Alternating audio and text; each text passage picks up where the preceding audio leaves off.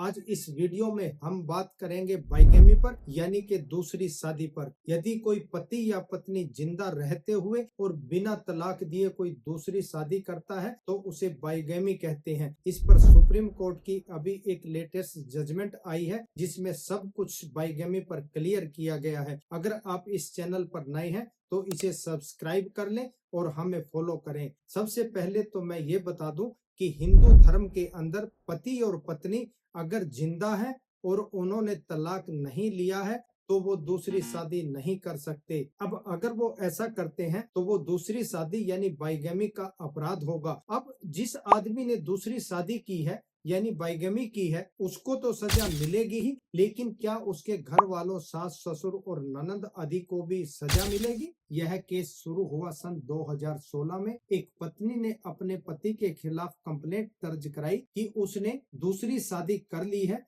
जबकि ना हमारा तलाक हुआ और ना ही मेरी मृत्यु हुई, और इसमें उसके घर वाले, सास ससुर और ननद भी शामिल हैं। शादी के बाद ही ये लोग मेरे साथ क्रुअल्टी करने लगे, मुझे हरास करने लगे। मैं सऊदी अरब में इनके साथ थी, वहां भी मुझे मारा पीटा गया। दुबई में भी इनके साथ थी, वहां भी मुझे मारा पीटा गया। मुझसे दहेज के रूप में 30 लाख रुपए की डिमांड की गई और मुझे बहुत हरास किया गया। अब इस केस में पत्नी का स्टैंड आता है कि सन 2010 में मैंने अपने सास ससुर को ये कहते सुना है कि हमने काफी सोना बेचकर लड़के को तो कार दिलवा दी और ननद को एक फ्लैट दिलवा दिया। अब यहाँ पत्नी को शक हुआ कि इनके पास इतना सोना आया कहाँ से। तो पत्नी को पता चला कि उसके हस्बैंड ने दूसरी शादी कर ली है और वहां से जो भी सोना और अन्य सामान आया है वो बेचकर उन्होंने गाड़ी और फ्लैट लिया है। अब पत्नी का कहना है कि पति ने तो बाइगेमी की है यानी दूसरी शादी का अपराध किया है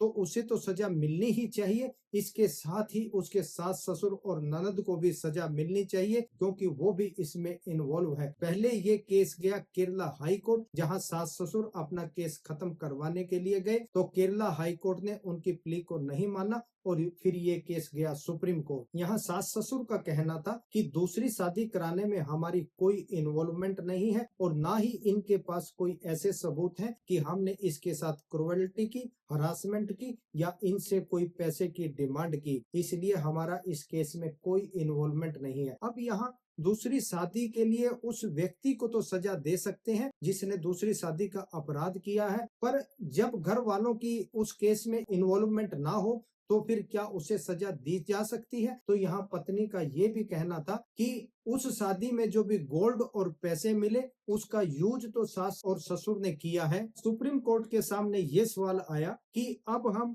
पति पत्नी जिसने दूसरी शादी की है उनके साथ किस किस को सजा दे सकते हैं? क्या हम सास ससुर को सजा दे सकते हैं या उस दूसरे व्यक्ति को सजा दे सकते हैं जिसके साथ शादी की है? अब देखते हैं सुप्रीम कोर्ट ने इस केस में क्या कहा। सुप्रीम कोर्ट ने यहाँ सभी एलिगेशंस देखे और सबसे पहले देखा क्रुएल्टी को। अब सुप्रीम कोर्ट ने माना कि हस्बैंड के खिलाफ तो क्रुएल्टी का केस बनता है, उसके खिलाफ तो आपके पास सबूत है कि उसने आपको मारा पीटा, आपके हरासमेंट की, आपसे पैसे मांगे, लेकिन सास ससुर के खिलाफ आपके पास कोई ऐसा सबूत नहीं कि उन्होंने आपको हरास किया है, आपसे कोई पैसे मांगे हैं। सिर्फ ये कह देना कि उन्होंने दहेज में आया हुआ पैसा यूज किया है तो ये कोई एविडेंस नहीं बनती और ना ही आपके पास कोई ऐसे सबूत हैं कि कब उन्होंने आपको मारा पीटा, कब उन्होंने दहेज मांगा, इसलिए सास ससुर के खिलाफ क्रुएल्टी का केस नहीं चल सकता। अब आते हैं बाइगेमी पर। अब सुप्रीम कोर्ट का कहना है